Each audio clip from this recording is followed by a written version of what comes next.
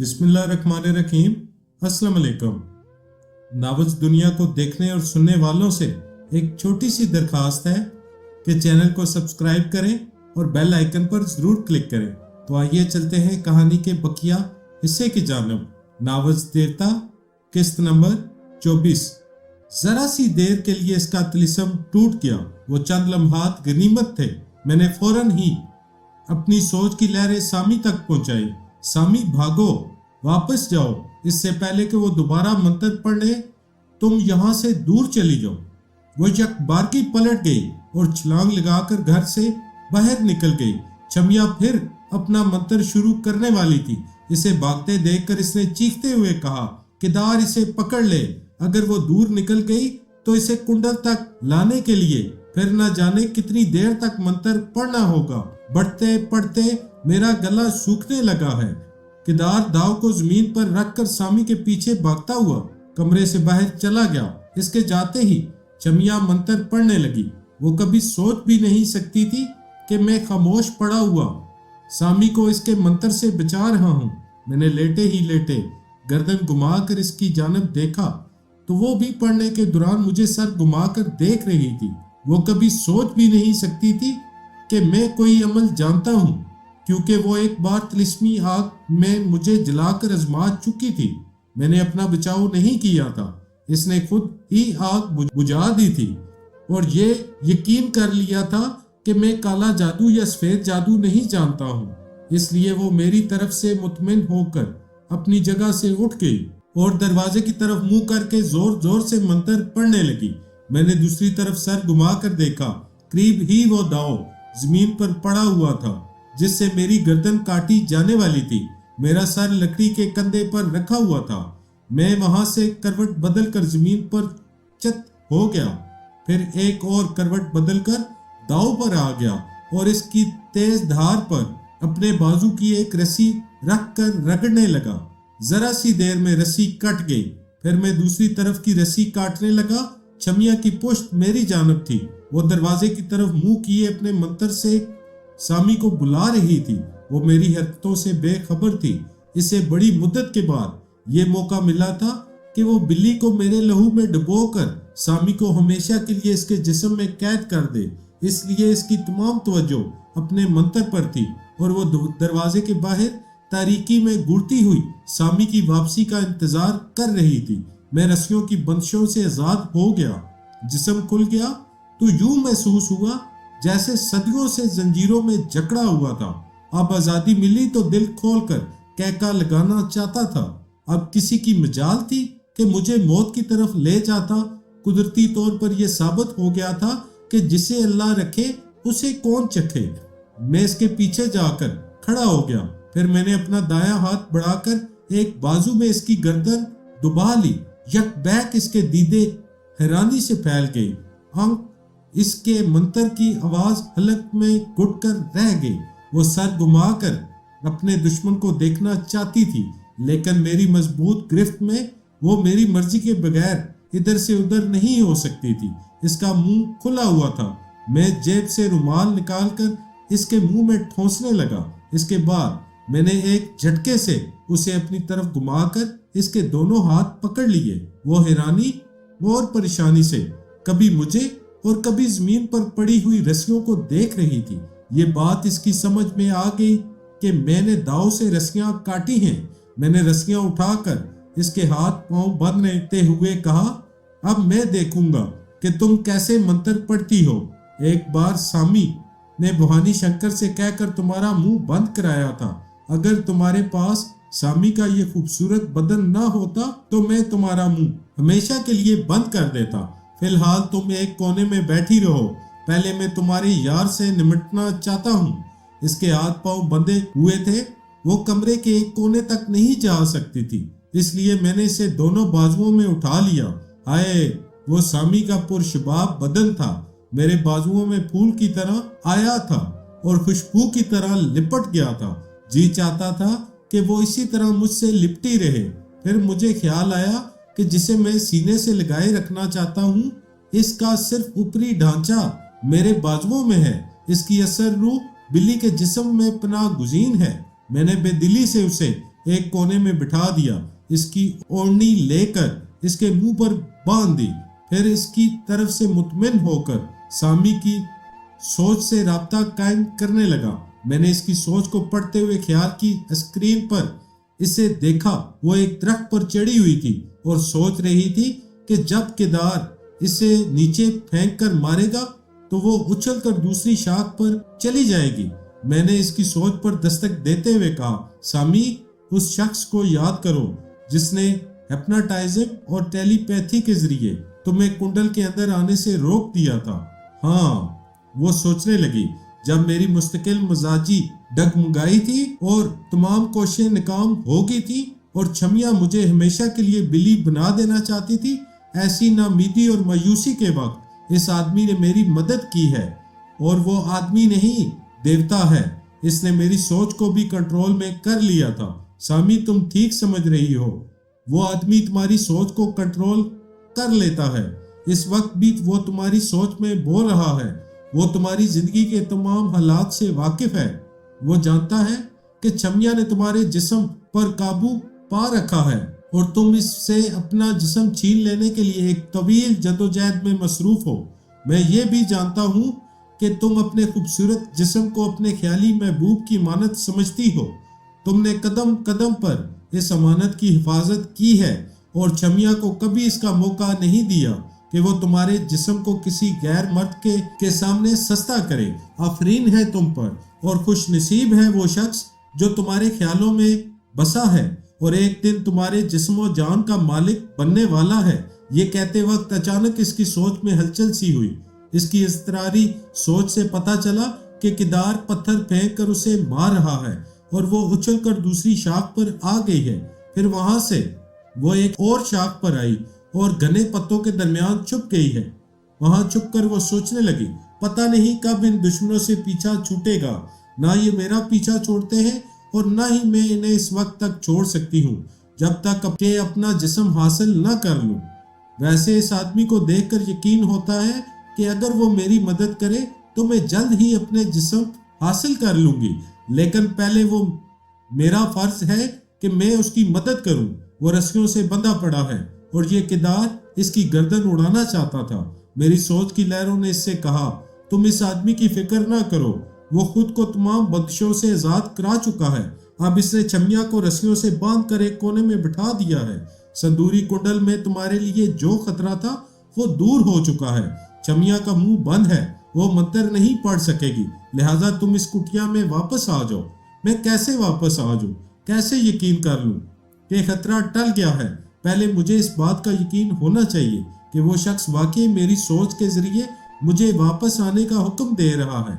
अभी मेरी समझ में नहीं आ रहा है कि ये सब कुछ मैं खुद ही सोच रही हूँ।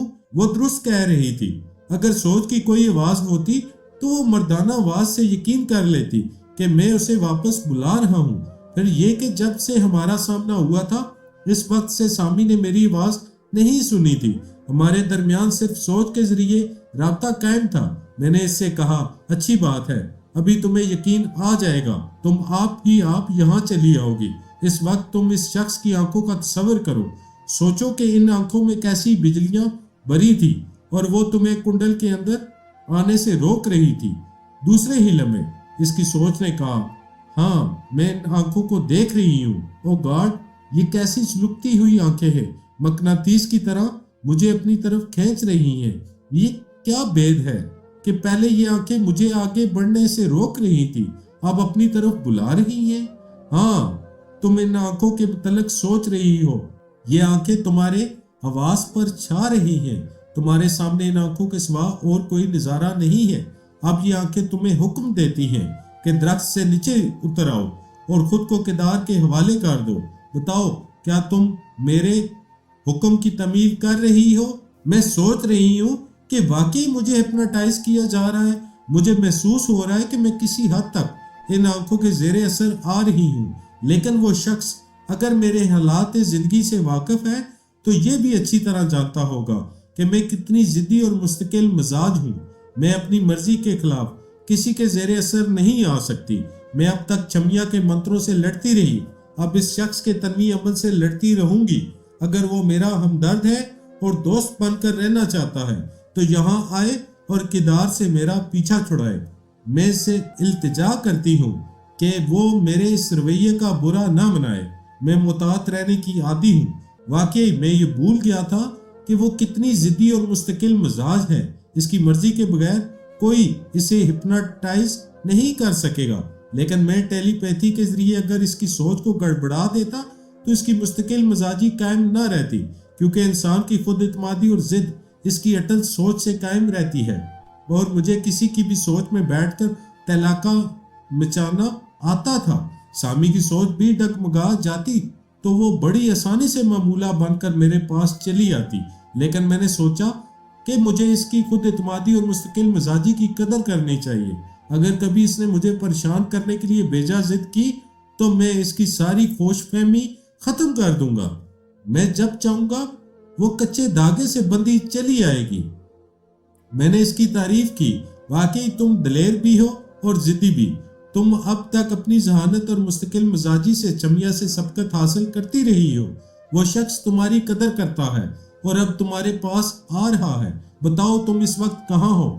میں کٹیا سے زیادہ دور نہیں ہوں، اس کے قریب ہی ایک آم کے درخت پر بیٹھی ہوئی ہوں۔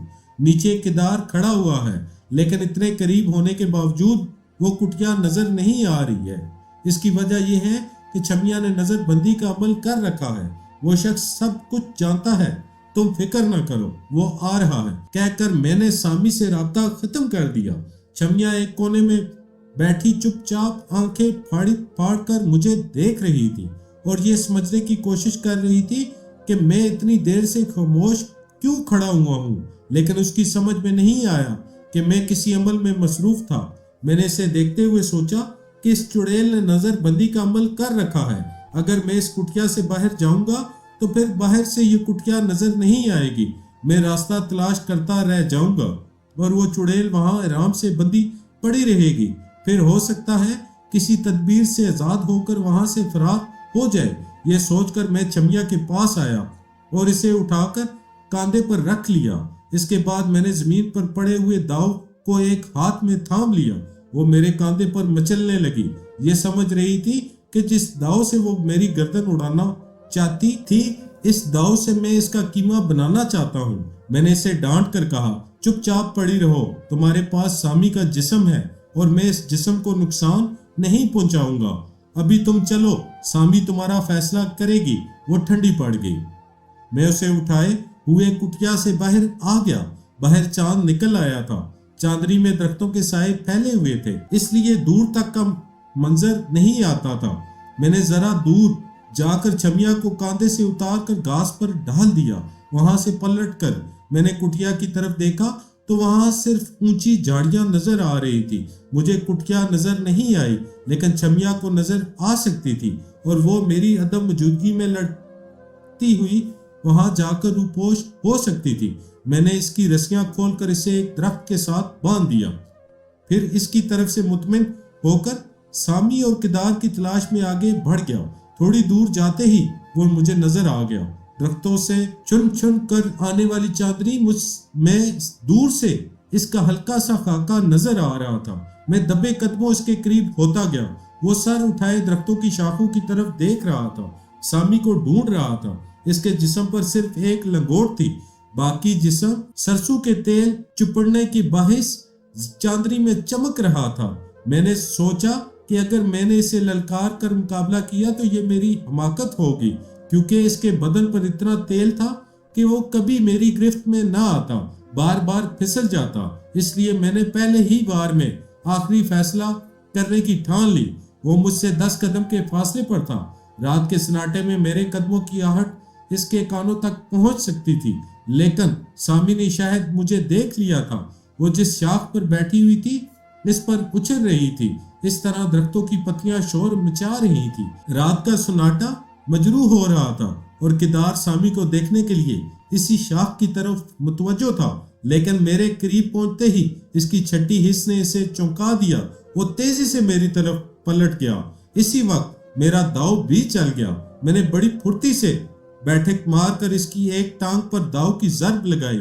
داؤ کی درانتی تیز تھی کہ وہ گردن اڑا دیتی، پھر ٹانگ کیسے سلامت رہتی इसका बायां पांव घुटने के नीचे से कटकर दूर जा पड़ा और वो कटे हुए शैतीर की मानद दब से जमीन पर गिरकर तड़पने लगा। वो चीखते हुए दूर लड़ता जा रहा था ताकि मेरे दूसरे हमले से खुद को बचा सके, लेकिन वो कितनी दूर लुढ़क सकता था। मैंने इसकी दूसरी टांग भी इसके जिस्म से अलग कर दी। ऐसे वक्त कोई खुदा को या अपने भगवान को आवाज देता है। वो चीख चीख कर छमिया को पुकार रहा था क्योंकि वही इसे खतरात से बचाती रही थी। वो औंधा पड़ा हुआ तड़प तड़प कर दोनों हाथ जमीन पर मार रहा था। मैंने इसके दाएं हाथ पर दाव की जरब लगाई। वो हाथ शाने से अलग हो गया। अब इसके हलक से सिर्फ कराहें निकल रही थी। इसकी जुबान छमिया को पुकारना भूल गई थी। वो अपने लहू में इधर से उधर लूट रहा था। मैंने दाव को एक तरफ फेंकते हुए कहा, मैं जानता हूं कि तुम बहुत सख्त जान हो। अपने जिस्म के इतने हिस्सों से महरूम होने के बाद भी जिंदा रहोगे। मैंने दोनों पांव इसके काटे हैं कि आइंदा तुम सामी का पीछा न कर सको। दायां हाथ इसलिए काटा है कि फिर कभी किसी बेगुनाह इंसान को काले जादू की बैंड न चढ़ा सको, और बाएं हाथ को सिर्फ इसलिए माफ कर रहा हूं कि जिंदा रहकर इस हाथ से रोटियां खा सको। अब तुम यहीं तड़पते रहो। अगर तुम्हारी जिंदगी बाकी होगी, कोई न कोई तुम्हारी मदद के लिए पहुंच जाएगा। इतने में सामी दरख्त से उतर कर आ गई। पहले इसने केदार की जानब देखा। इसके जिस्म से इतना खून बह चुका था कि अब उसमें तड़पने की भी सकत नहीं रही थी। सामी उसे देखकर मेरी तरफ आने लगी। मैंने कहा, तुमने मुझे यहाँ अपनी मदद के लिए बुलाया था, यानी सिर्फ अपनी सोच के जरिए यहाँ आने के लिए कहा था, और मैं आ गया। अब तो यकीन करती हो कि मैं ऐसा दोस्त हूँ जो तुम्हारे ख्यालात को पढ़कर तुम्हारी मदद के लिए आ जाता हूँ। वो मेरे करीब आकर मेरे कदमों पर लौटने लगी।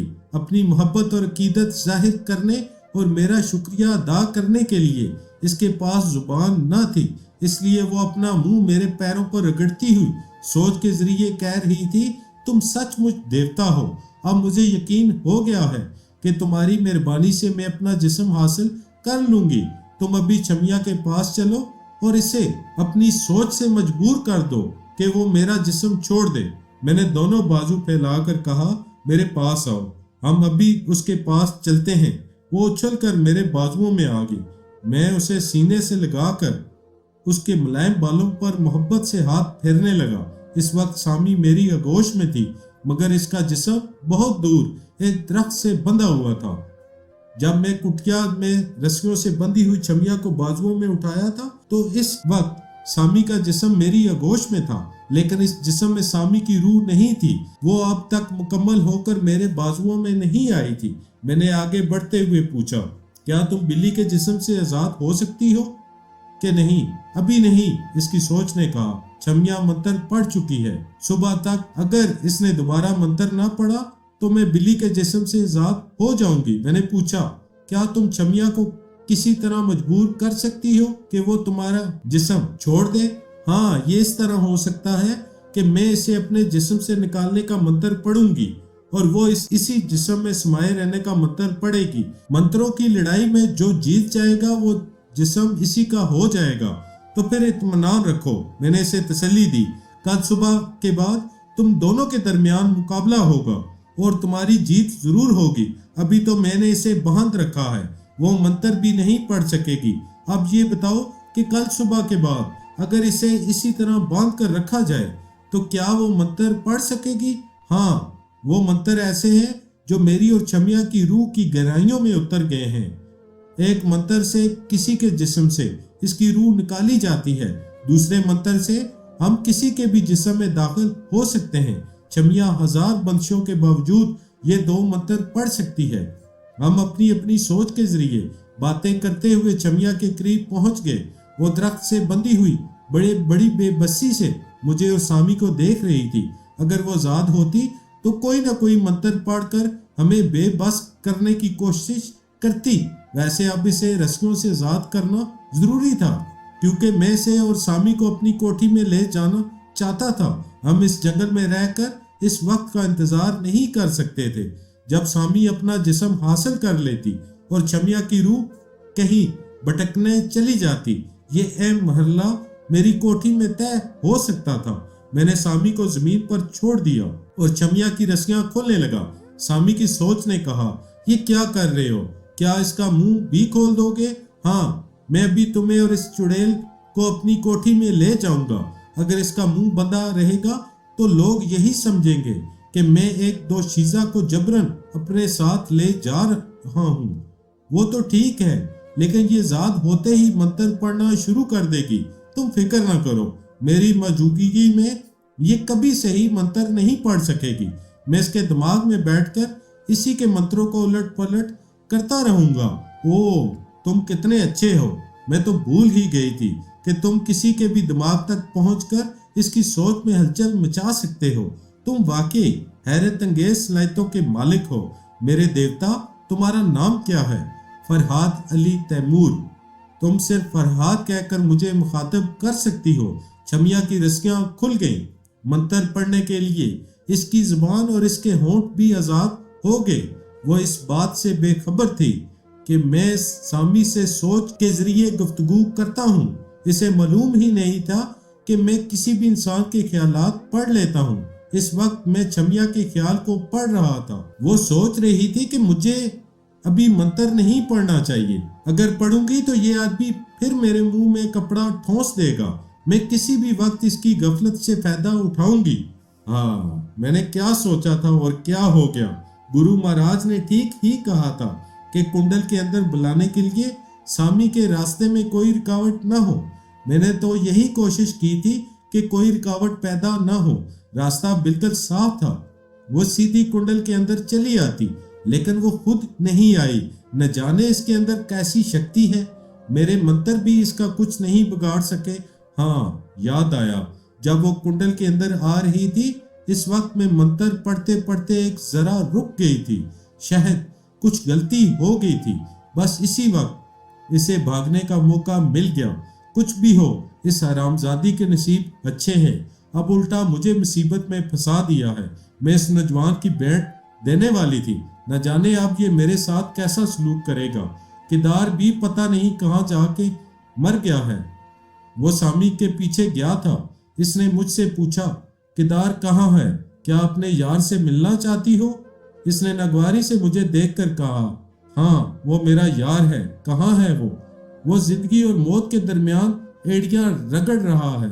नहीं, वो बड़े तमाद से बोली, तुम झूठ बोलते हो। किदार जैसा बलवान इतनी बेबसी से मौत की तरफ नहीं जाएगा। मुझे इसके पास ले चलो। वो कहाँ है? हम बातें करते हुए इस जगह आ गए जहाँ किदार अपने लहू में डूबा हुआ एक लाश की तरह खामोश पड़ा हुआ था। इसे देखते ही छमिया पर जरा देर के लिए सकता तारी हो गया।